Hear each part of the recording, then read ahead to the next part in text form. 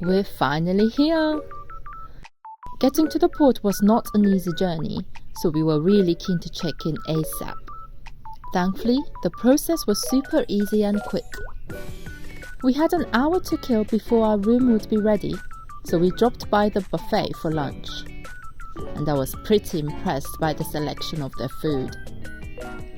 To keep things healthy, I started off with cucumber and potato salad. They were a bit bland and flavourless. The leek and potato soup was a bit salty, but pretty good. I was going to stop eating there, but then I had to try out their chicken curry, which was delicious. Creamy, but had a bit of a kick too. I also had sautéed spinach, tuna with tomato sauce, and some chips, which were soggy and stale. They had a great selection of dessert as well, which of course I couldn't pass. I chose good old-fashioned sponge pudding with lots of custard, which reminded of my school lunch days. When I finished, I saw they brought out crème brûlée, which is one of my absolute favourite desserts. So I love crème brûlée. Ooh.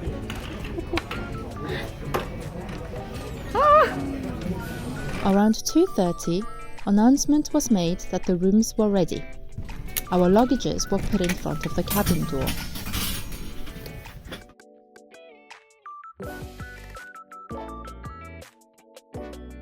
We checked out our balcony and got settled into the room. We had about 2 hours to kill before the ship set sail. I played with my camera, checked out all the free magazines they were giving out, admired the beautiful view from the balcony. And the weather suddenly turned and started hailing like mad.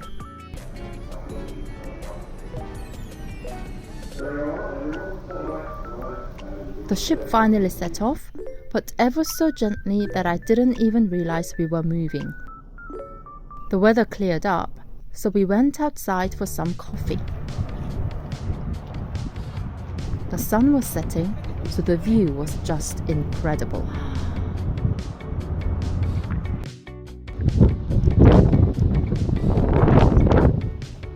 It was very windy though, so we went back inside and explored the ship.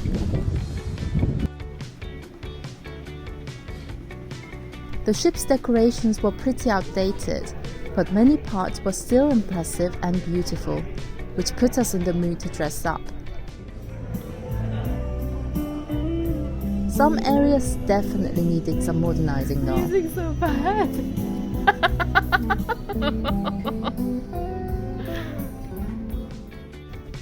All the goods in the shops are tax-free, so I treated myself to this makeup primer from Clarins. Tonight's evening dress code was smart casual, so we got changed and decided to check out one of the bars. Turns out it was a gin specialist bar, and the martini was not too bad. When we headed to the restaurant for dinner, we ended up getting free Prosecco as we were waiting to be seated. For dinner, I started off with a celeriac soup. The celeriac chunks had lemony and wasabi bite to them, which was surprising and made them quite special. The steak, however, was paper cut thin, and this was all the piece I got.